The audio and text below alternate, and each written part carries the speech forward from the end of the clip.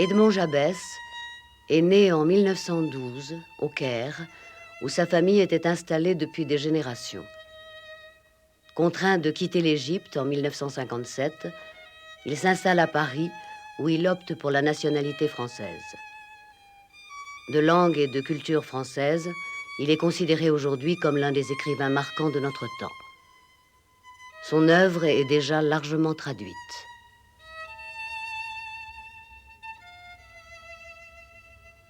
Ce matin, entre la rue Monge et la Mouffe, j'ai laissé le désert, après la rue des Patriarches et la rue de l'Épée de Bois, où s'élève ma demeure, envahir mon quartier. Le Nil n'était pas distant. Cependant, ce n'est pas sur ces berges où nous nous promenions autrefois que je vous ai conduit, mais là où, pareil à deux adolescentes surprises par le sommeil, la mort est couchée auprès de la vie.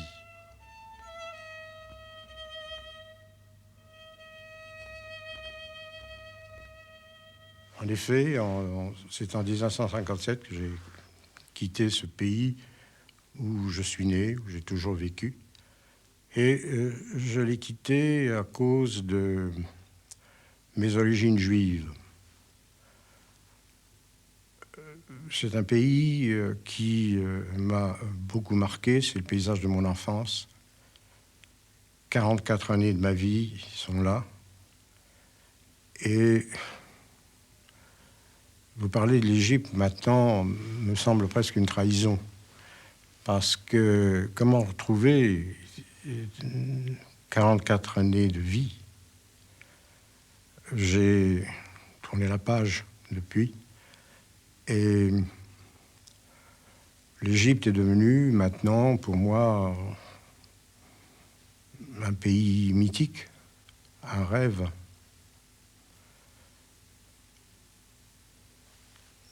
Si je devais parler de l'Égypte, je parlerais de la fascination que ce pays a toujours exercée sur moi. Mais en Égypte, je ne ressentais pas cette fascination. Parce que j'étais dedans, je vivais ce... Alors, les paysages sont mes paysages, les paysages de mon enfance. Dès que j'ai ouvert les yeux, j'ai vu ce paysage plat, ce désert. Mais c'était curieux. Vous parliez une fois d'exil. En Égypte aussi, je ne me sentais pas... je me sentais aussi un peu exilé parce que l'Égypte, qui était mon pays, n'était pas le pays de ma langue, le pays de la langue de mes livres, si vous voulez. Ça fait que, en fait, je me suis toujours senti sans lieu, sans appartenance. Mais l'image d'un lieu, c'est l'image de l'Égypte.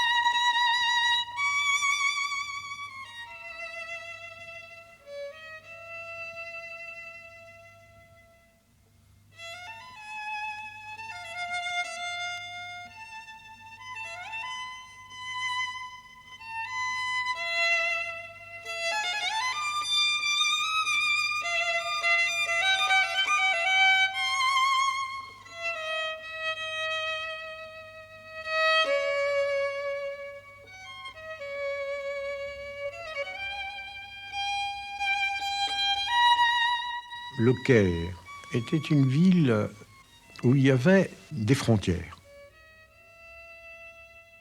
Il y avait des quartiers très pauvres, qui étaient des quartiers arabes, et jamais ces gens-là ne venaient dans cette partie de la ville qui était la ville commerçante, etc. Et ils n'y venaient pas, c'est pas qu'on les empêchait de venir, mais c'est parce qu'ils n'avaient rien à y faire, si vous voulez. Et il y avait aussi d'autres quartiers un peu préservés qu'on appelait les quartiers résidentiels. Je suis né dans un de ces quartiers, le quartier de Garden City. Une enfance heureuse, facile. J'étais le troisième enfant, donc j'étais le plus gâté. Gâté par mes parents, gâté par ma sœur surtout, qui avait 10 ans de plus que moi.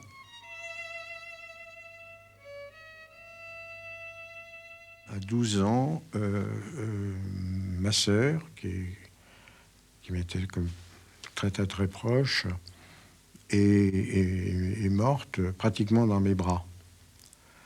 Et ça a été pour moi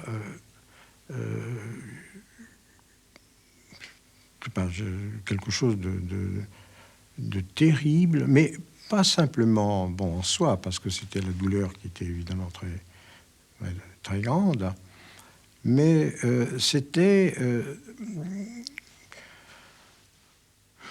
j'avais comme un sentiment d'injustice des choses. Je disais, comment une jeune fille de 22 ans pouvait mourir alors que même mes parents, que j'aimais beaucoup, étaient encore en vie. Ça me paraissait monstrueux.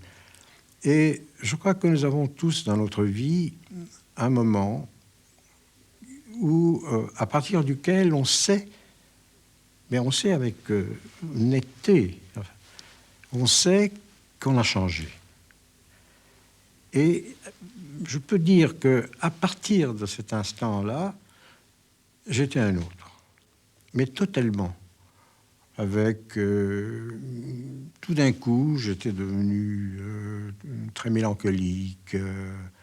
Il faut dire aussi que les années qui ont suivi, je les ai un peu vécues dans le deuil, parce que ma mère ne s'est jamais remise du décès de sa fille. Ça fait que même chez nous, enfin dans cette maison qui était une maison, enfin une famille heureuse, une maison joyeuse, c'était devenu très triste, enfin très triste. On parlait tout d'un coup à voix moins haute, à voix basse. Vous savez que les choses graves, c'est toujours à voix basse qu'on les prononce.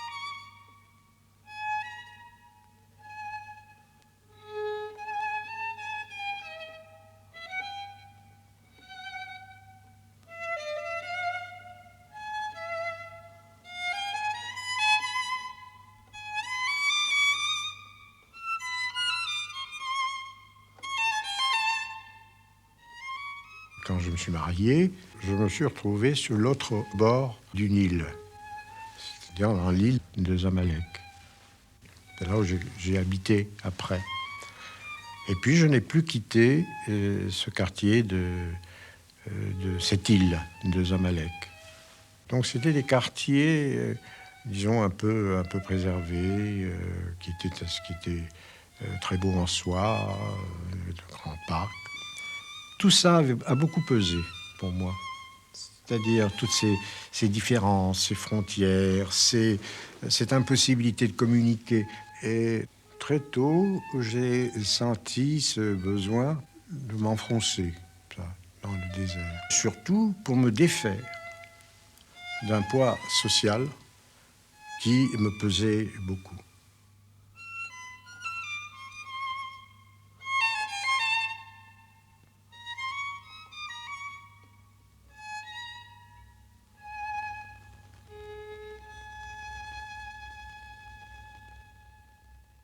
Vous savez que j'ai connu Max Jacob en 1935. Je me souviens d'ailleurs d'avoir fait une conférence sur Max Jacob. J'avais 20 ans et les gens étaient effarés. Le public était effaré au point que mes parents avaient reçu un coup de fil disant « Vous savez, on a entendu votre fils hier parler, mais d'une manière telle que... » Enfin, on était très inquiets. Il parlait d'un écrivain qui est totalement fou.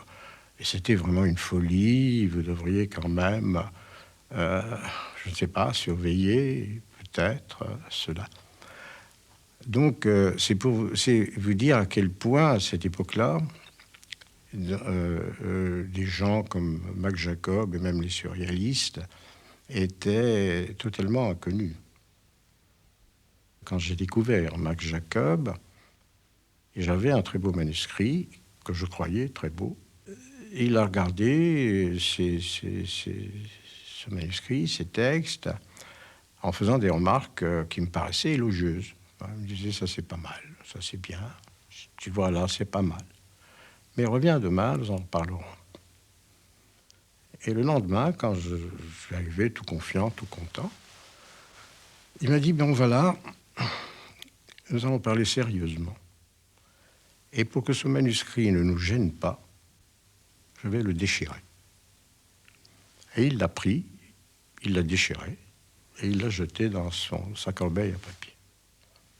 Évidemment, pour moi, ça a été un choc. Et c'est à ce moment-là qu'il m'a donné la plus belle leçon de poésie, la plus belle leçon d'écriture qu'on puisse imaginer. Alors nous avons beaucoup correspondu, après, jusqu'à sa mort. Et c'était à chaque fois, ce n'était jamais ça. Chaque fois que je lui envoyais un texte, il me disait « c'est pas mal, mais c'est pas toi ».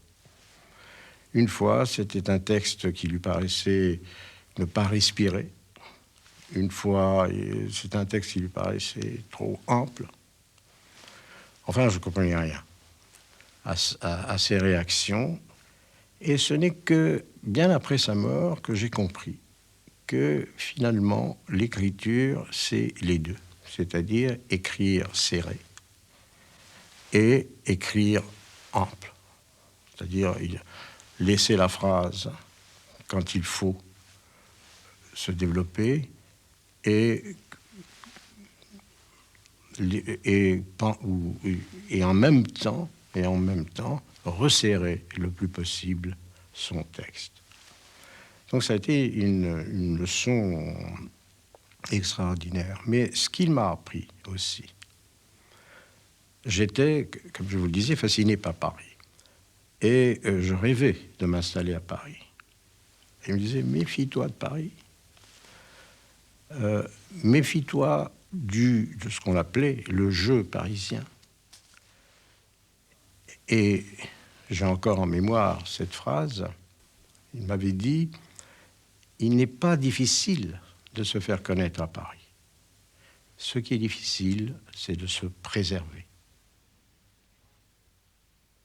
J'ai eu cette chance d'avoir connu Gounod en 1952 au Caire. Gabriel Gounod est peut-être un des essayistes les plus importants de ce temps. Et c'est vraiment désolant, pour ne pas dire honteux, que cette grande figure soit si peu connue maintenant. En tout cas, pour moi, ça a été une des rencontres les capitales. C'est vraiment je lui dois beaucoup. Je crois que sans sa présence affectueuse, jamais je n'aurais pu mener à bout cette aventure qui a été pour moi le livre des questions. Parce que c'était vraiment une aventure. Et très difficile et à laquelle je n'étais pas du tout préparé. Comme autre ami, évidemment très cher, Jean Grenier, que j'ai retrouvé, et puis vous connaissez la grande proximité que j'ai avec Maurice Blanchot, que j'admire profondément, et avec Michel Léris. Donc, pour moi, l'image de la France, c'est eux qui me l'ont donnée, si vous voulez. Je suis venu du désert comme on vient de l'au-delà de la mémoire. Plus qu'une contrée désolée, le désert est terre de silence et d'écoute. Terre propice au silence et à l'infinie écoute, où le silence se grise de tous ses échos et l'écoute de toutes les sonorités recueillies au cœur de ce silence. Comme la mort s'enivre des propos de la mort et la vie de la légèreté aérienne de la vie. Silex et vent, sable et ciel, et rien, rien, rien entre.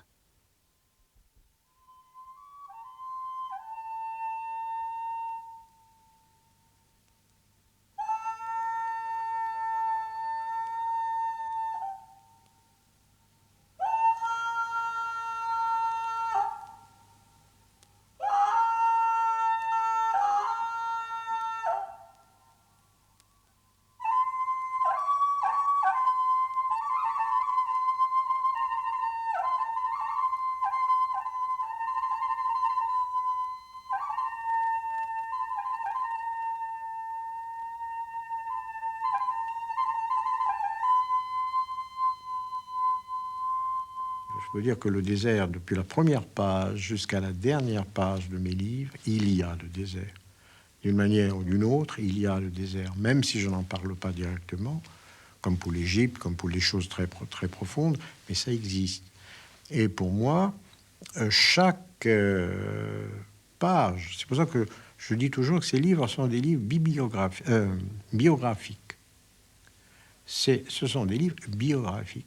C'est ma biographie qui n'est pas ce que j'ai réellement vécu, c'est-à-dire qui, dans les premiers livres, il y a l'expérience des camps, comme Auschwitz. Auschwitz qui a été pour moi quelque chose de profondément marquant, bien que je n'ai pas été dans les camps. Mais ça a marqué toute mon écriture, toute ma parole. Et je crois d'ailleurs que c'est comme ça pour presque tout le monde, parce que nous ne parlons plus de la même manière, nous n'écrivons plus de la même manière. Les mots, on dirait, sont blessés depuis cette monstruosité qu'a été Auschwitz. Mais comme Auschwitz a blessé les mots, le désert a donné à mes mots, si vous voulez, un prolongement. Quelque chose qui les dépasse. Et ça aussi, c'est l'écoute. Parce que j'entends le mot finir. Pas finir, pas disparaître, mais finir d'être vraiment mot, c'est-à-dire de signifier. Tout d'un coup, il s'en va, il n'est plus rien, mais il est là toujours. C'est comme une espèce de son, n'est-ce pas, qui se prolonge et qu'on entend même lorsque il s'est tu. Et c'est aussi, le désert, l'expérience de ce qui est tu. Et ce qui est tu, dans mes livres, est beaucoup plus important que ce qui est dit. Et en fait, ce qui est dit n'est jamais qu'un prolongement de ce qui est tu. Aucune clôture n'a de sens dans le désert, dans le vide. Aucune pensée, aucun livre qui est clôture de toute pensée. Parler du livre du désert est aussi ridicule que de parler du livre du rien. Et pourtant, c'est sur ce rien que j'ai édifié mes livres. Du sable, du sable, du sable à l'infini.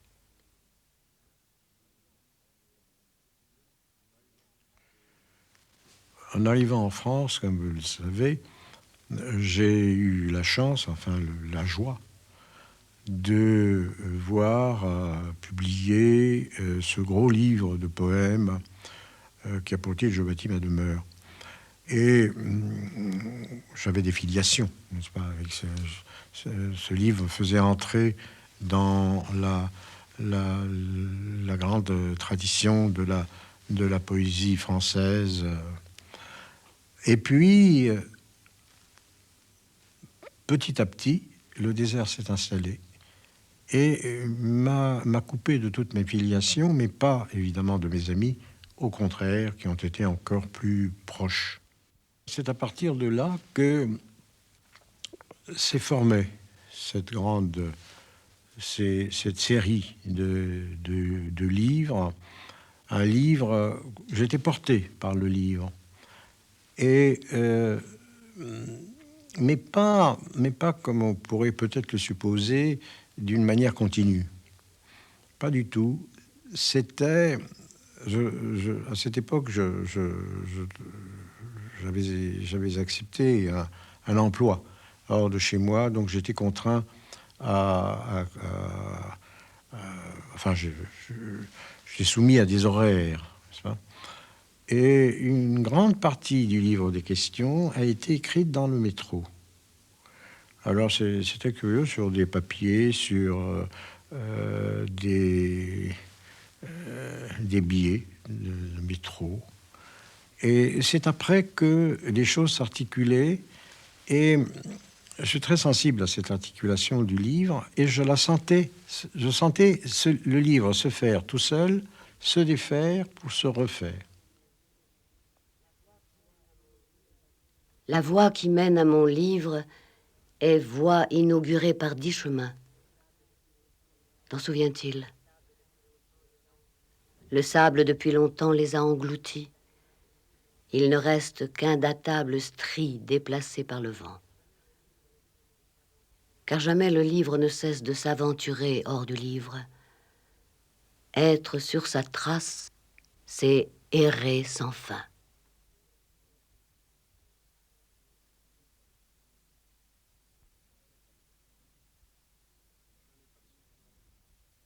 Je n'ai pas de certitude. Et j'envie ceux qui en ont. C'est pourquoi j'ai privilégié la question dans tous mes livres. Je crois que toutes les réponses, même celles que nous acceptons et sur lesquelles nous bâtissons notre avenir, sont des réponses finalement insuffisantes. Insuffisantes parce qu'elles appellent toujours une question. C'est la question qui est importante pour moi. La contradiction, c'est un peu le cheminement de la pensée. Et c'est comme ça que fonctionnent ces livres, c'est comme ça qu'ils se développent. Oui. À travers cette contradiction qui les porte chaque fois un peu plus loin. Donc il me fallait beaucoup de personnages, parce que je crois que chacun de nous est un nœud de contradiction et qu'il faut savoir quand même vivre avec ces contradictions. Et pour vivre avec ces contradictions, il faut les laisser parler, il faut les assumer l'une après l'autre. Alors là, nous touchons à quelque chose qui est très important, je crois, dans mon travail, c'est le dialogue. Je crois que cette série de livres n'est qu'un immense dialogue. Un immense dialogue entre dans le temps et hors du temps. Je dis dans le temps parce que, bon, ils parlent, évidemment, chacun pour leur temps, enfin tous ces personnages, mais en même temps se parlent à travers les siècles. Et vous savez comment on les reconnaît, comment on reconnaît les plus anciens? Les plus anciens disent les choses les plus simples. Nos contemporains disent les choses les plus compliquées. Parce qu'ils répondent à des questions qui sont arrivées jusqu'à eux.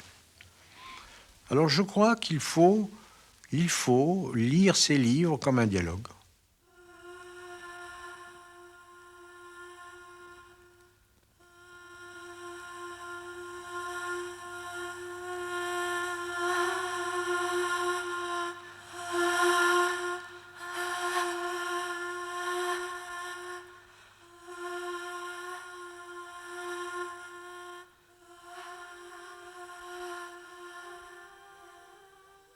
Mes arbres sont le flamboyant et le dattier.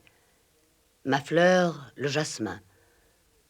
Mon fleuve fut le Nil bleu. Mes déserts, le sable et les silex d'Afrique. Avais-je le droit de les considérer miens parce qu'ils étaient entrés en moi par la pupille et par le cœur et parce que ma bouche le proclamait? Je suis l'errance d'un homme, la piste et la route. L'avais-je à ce point oublié?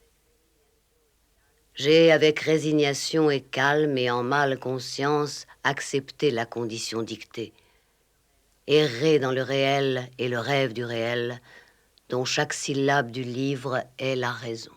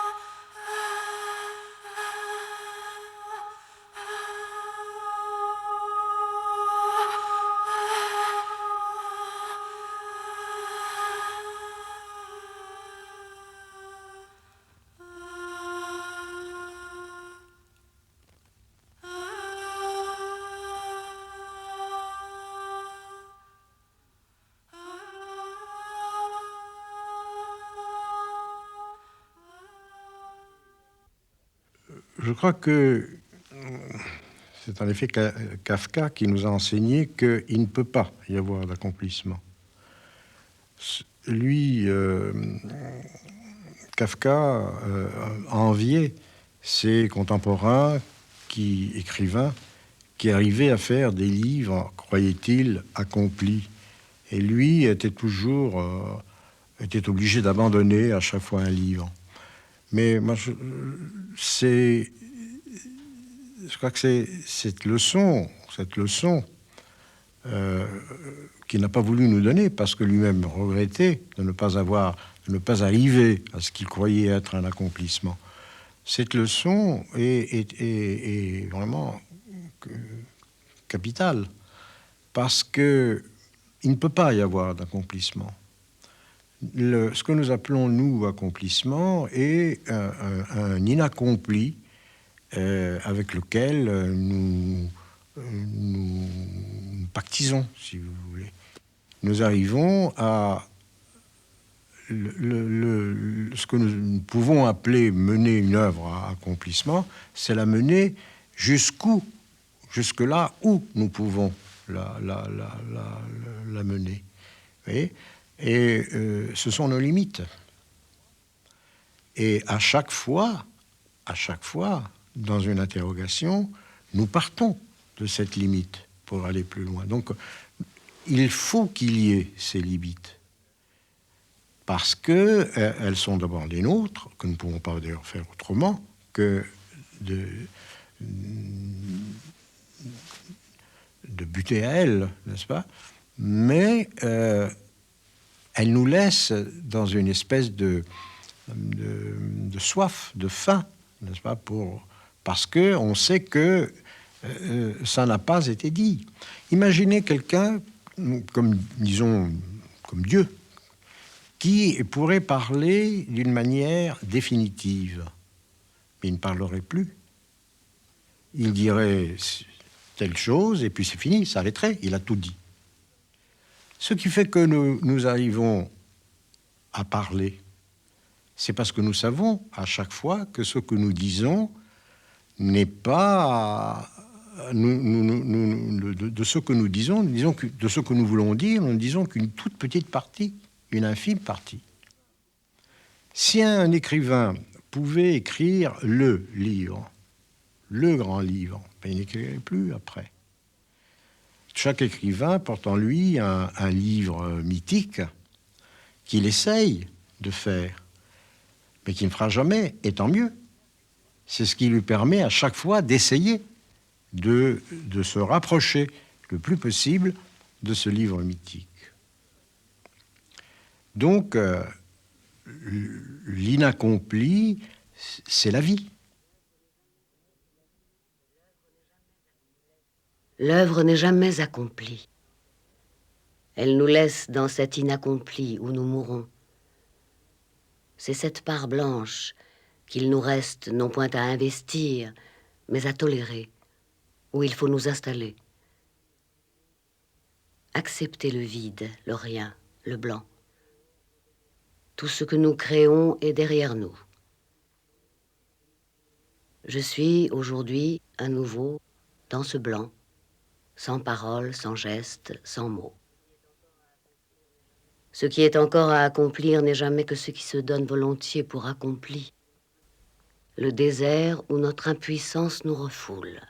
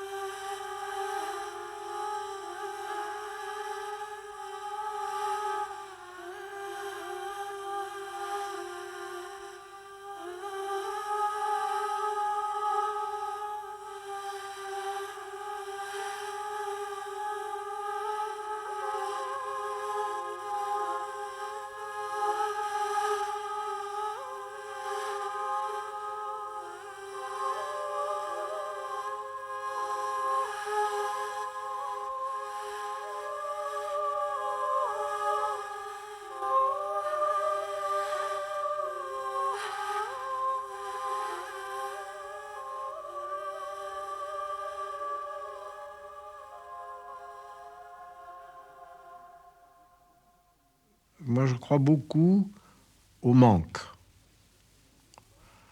C'est ce qu'on ne met pas qui est plus important que ce qu'on met. Et ce qu'on met, ça paraît paradoxal, mais ce qu'on met dans un livre aide à comprendre ce qui manque à ce livre, et c'est à travers cela que qu'un lecteur peut entrer dans un livre. Il ne peut entrer que par ces manques-là. Imaginons une pièce close, sans fenêtre, sans porte. Personne ne peut y entrer. Mais si vous avez une porte, vous y entrez. Mais la porte, c'est le vide, c'est un manque. C'est quelque chose qui fait que vous pouvez entrer. Et tout ce que nous pouvons écrire ne dit que ce manque-là. Et c'est pour ça que pour moi, c'est très important. Et ça a été important aussi, je me suis rendu compte, que ces livres n'étant pas, disons, prémédités, d'où vient qu'ils aient pratiquement tous la même longueur. À un certain moment, ça s'arrête. Mais je sais que c'est pas fini. Mais ça s'arrête. Et je sais que si j'ajoute quelque chose, ce livre n'a plus enfin, j'ajoute quelque chose d'inutile, de trop. Exactement comme si quelqu'un, en plein hiver, sortez avec 3 par-dessus, 4 chapeaux, etc. Le livre, c'est comme ça. Le livre a besoin de il y a beaucoup d'écrivains qui croient que plus on met dans un livre de choses, plus c'est bon. Pas du tout. Le livre ne supporte pas. Alors, ce qu'on met, qui est peut-être de trop dans un livre, se retrouve dans un autre livre parce qu'il y a toujours dans un livre un autre livre qui attend son tour, si vous voulez. Il y a une certaine innocence, je pourrais dire, de l'écrivain. On est toujours au commencement de quelque chose que l'on va découvrir petit à petit. Et donc, ce rapport à l'écriture ne peut être qu'un rapport d'innocence. Vous savez, nous avons, je crois, tous très peu de choses à dire. Mais il nous faut beaucoup, beaucoup de mots pour pouvoir dire ce peu de choses. Et l'écriture, c'est un peu ça. Et c'est petit à petit, à travers tous les mots qui sont de trop, arriver à une parole essentielle, à l'essentiel. Donc, il n'y a aucun savoir. Vous savez, ce n'est pas parce que on a des lecteurs qu'on est moins seul. Évidemment, un lecteur, on se sent un peu soutenu, mais il n'y a pas d'appui. Je crois qu'il n'y a pas d'appui pour un écrivain. C'est un pari que l'écrivain fait avec lui-même. Et même les êtres les plus proches ne peuvent pas comprendre ce pari. Il est tout à fait incompréhensible qu'un écrivain, je crois qu'on l'a dit, qu'un écrivain soit 24 heures sur 24 dans son livre. Je ne dis pas qu'il écrit 24 heures sur 24. Le temps de l'écriture, le temps qu'il faut pour écrire est très court par rapport au reste. Alors, on est toujours dans un livre. Mon rapport au langage est un rapport d'inquiétude et un rapport d'angoisse, plutôt. Il n'y a pas de recette pour moi, c'est une découverte perpétuelle. Je ne sais pas ce que c'est qu'écrire. Après 40 ans d'écriture, je ne sais pas ce que c'est qu'écrire. Je suis devant quelque chose qui m'exprime. J'ai l'impression, beaucoup plus que d'écrire, j'ai l'impression d'être écrit. Et être écrit, c'est-à-dire être attentif à ce que l'écriture dit, finalement. Et je crois que si on essaye de dire des choses, on ne les dit jamais. On les dit très mal. Il faut laisser l'écriture les dire pour soi. C'est peut-être difficile pour quelqu'un qui n'a pas une pratique de l'écriture, c'est peut-être un peu difficile à comprendre, mais en fait, c'est ça. L'écrivain se lit dans son écriture. Il lit.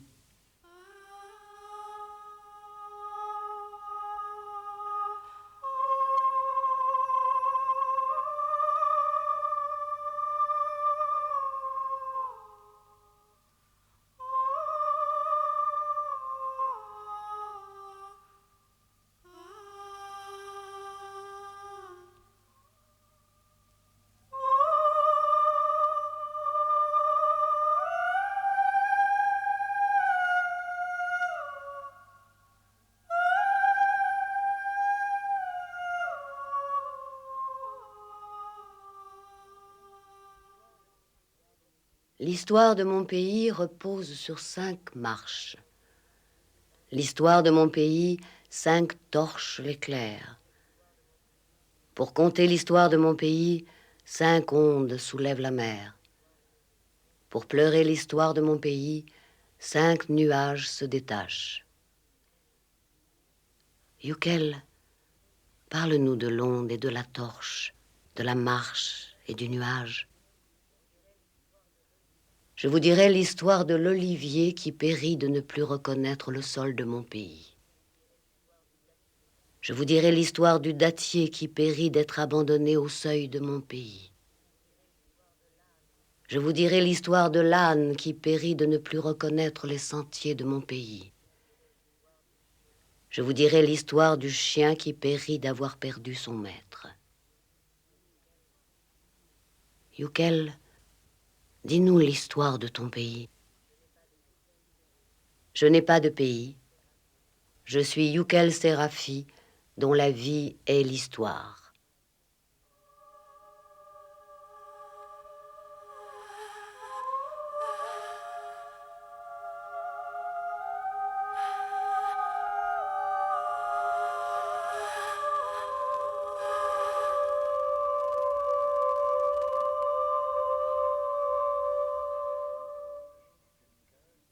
Imaginez quelqu'un qui n'a jamais eu un rapport quelconque, sauf un rapport comme ça affectif, avec la tradition juive, avec le judaïsme, qui se sentait juif sans savoir pourquoi, parce qu'il l'était, mais il ne se l'expliquait pas lui-même. En tous les cas, il n'y pensait pas. Tout d'un coup, cette personne qui n'avait aucune culture, disons, juive, se voit contraint obligé de quitter un pays pour ses origines juives, un pays dans lequel il est né, le pays où il est né et où il a vécu jusque-là, c'est-à-dire, pour moi, jusqu'à 57, et à cette époque-là, j'avais 44 ans. Je me disais donc, on n'échappe pas à cette condition. Il y a toujours un moment où le juif est reconnu seulement comme juif, et comme juif subit une condition juive à laquelle il n'est pas toujours préparé, c'est-à-dire une condition d'exilé. Et je me suis dit, au fond, si le juif a tellement, si les penseurs juifs ont tellement interrogé le livre, c'est parce que le livre était finalement leur lieu. N'ayant pas de territoire, n'ayant pas de pays, qu'est-ce qu'ils ont fait? Ils ont fait du livre leur pays, leur territoire, leur patrie, et ils l'ont interrogé à tous ces niveaux, c'est-à-dire au niveau de la lettre, au niveau du mot, au niveau de l'écriture, du texte. Car il est dit aussi, encouragé par ce qui est dit dans la tradition, c'est que c'est finalement le texte, c'est dans le texte où nous découvrirons notre vérité. Il y a même une chose très belle qui vous dit que le texte n'est pas donné dans le bon ordre et que c'est à nous à retrouver l'ordre du livre pour arriver à le lire. Et c'est vraiment tout le travail de l'écrivain. Désert. Toute écriture est d'abord blessure de sable. Aussi a-t-il fallu au peuple hébreu 40 années dans le Sinaï pour s'identifier au livre. Le désert a écrit le juif, et le juif se lit dans le désert.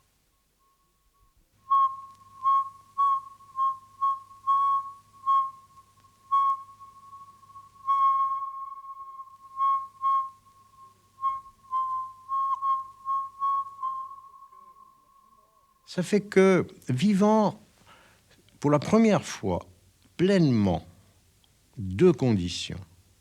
Conditions d'écrivain et conditions juives.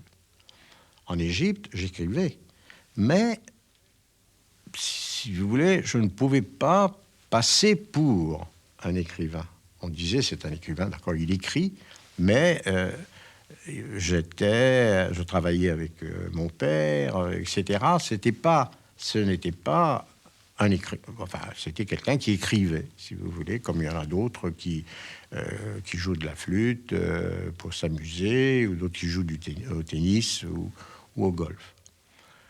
Alors, donc, c'était un peu ça. Donc, pour la première fois, je me sentais enfin, d'une certaine manière, moi-même, mais avec vivant deux conditions. Et c'était donc tout à fait normal que j'interroge ces deux conditions. Et ma condition d'écrivain, c'est pourquoi il y a toute une interrogation dans mes livres, qui est mon interrogation, c'est-à-dire qu'à travers le texte, c'est moi que j'interroge. Et l'interrogation du judaïsme qui m'a amené à interroger des textes bien après. C'est très curieux ça, parce que je n'ai commencé à m'intéresser sérieusement, ou disons plus sérieusement, aux grands textes de la tradition juive, bien après avoir écrit le livre des questions, c'est-à-dire au bout du 3e ou 4e. Pourquoi ? Parce que il y avait des essais qui ont paru, des commentateurs, etc., qui avaient dit il est talmudiste, c'est la Kabbale, c'est le Talmud, c'est ceci. Moi, je n'en avais aucune notion. Alors, je me suis dit, au fond, bon, il faut quand même que j'aille voir d'un peu plus près. Et j'ai regardé et j'ai vu que, finalement, il y avait, chez ces gens qui commentaient les grands textes, un tel rapport au texte même, à l'écriture, que je me disais, c'est pas possible, ces gens-là étaient des écrivains. C'est pour ça que j'ai dit ailleurs, j'ai fait cette différence entre écrivain et juif. J'ai pas fait cette différence, je les ai rapprochés. Peut-être, voyez-vous, est-ce là où nous nous taisons lorsque nous parlons, là où nul ne peut nous lire lorsque nous écrivons, que réside ce que j'ai nommé le judaïsme. La parole juive est cette parole ensablée, à jamais silencieuse, dont chaque parole, cependant, comme magnétisée par cette morte vivante, nous rapporte l'immortelle agonie. Le désert est notre livre. Parce que ce judaïsme que j'ai vécu, dont je peux témoigner d'un vécu, pour moi c'est un vécu, je n'ai jamais dit c'est ça le judaïsme, c'est ça, pas du tout. Je n'ai jamais dit que j'étais un écrivain juif. On l'a dit, mais moi je n'ai jamais dit ça parce que d'abord c'est pas mon problème, et deuxièmement parce que je me sens pas autorisé à le dire. Mais ce que je peux dire, c'est comment j'ai vécu ces deux conditions. Et je crois que tous mes livres se réfèrent à cela.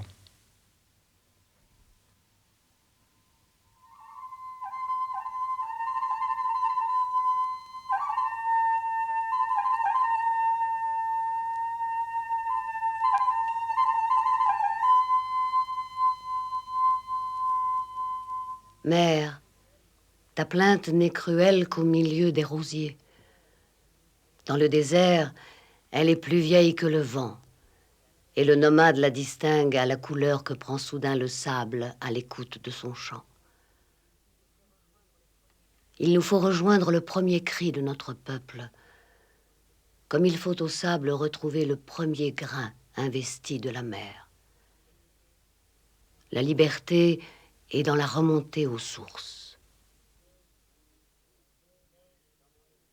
Sais-je dans mon exil ce qui m'a poussé en arrière, à travers les larmes et le temps, jusqu'aux sources du désert où se sont risqués mes ancêtres? Rien apparemment au seuil de la page ouverte, que cette blessure retrouvée d'une race issue du livre, dont l'ordre et le désordre sont chemin de souffrance. Rien que cette douleur, dont le passé et la continuité se confondent avec ceux de l'écriture.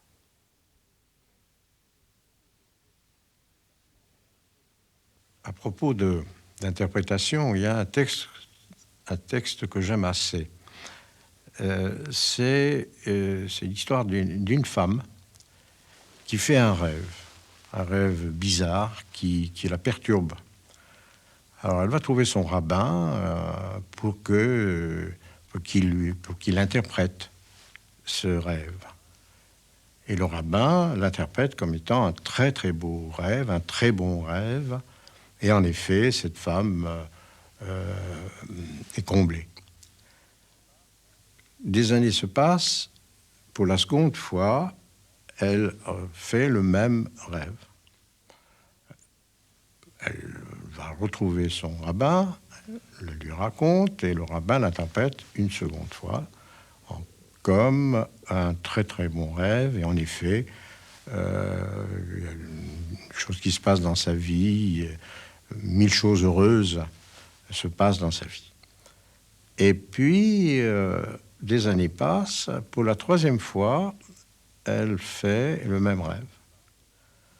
Elle va retrouver son rabbin qui n'était pas là, il n'y avait que son disciple. Et alors le disciple lui dit, mais je suis capable, moi aussi, d'interpréter ton rêve, raconte-le-moi.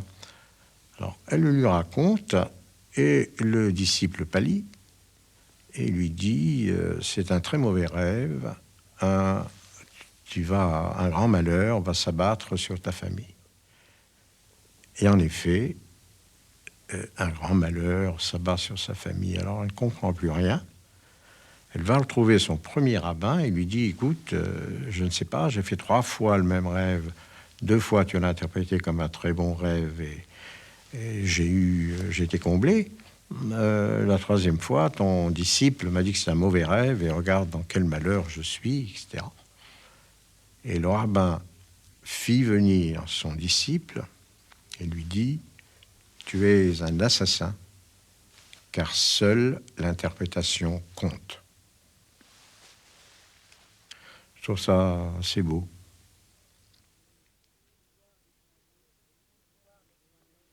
Pouvoir déclarer « Je suis dans le livre ». Le livre est mon univers, mon pays, mon toit et mon énigme. Le livre est ma respiration et mon repos. Le monde existe parce que le livre existe, car exister, c'est croître avec son nom. Le livre est l'œuvre du livre. Il est le soleil qui enfante la mer. Il est la mer qui révèle la terre. Il est la terre qui sculpte l'homme. Autrement, soleil, mer, terre et homme seraient foyers de lumière sans objet, eau mouvante sans départ ni retour, luxuriance des sables sans présence, attente de chair et d'esprit sans voisinage, n'ayant pas de correspondant, n'ayant ni double ni contraire. L'éternité égrène l'instant avec le verbe. Le livre multiplie le livre.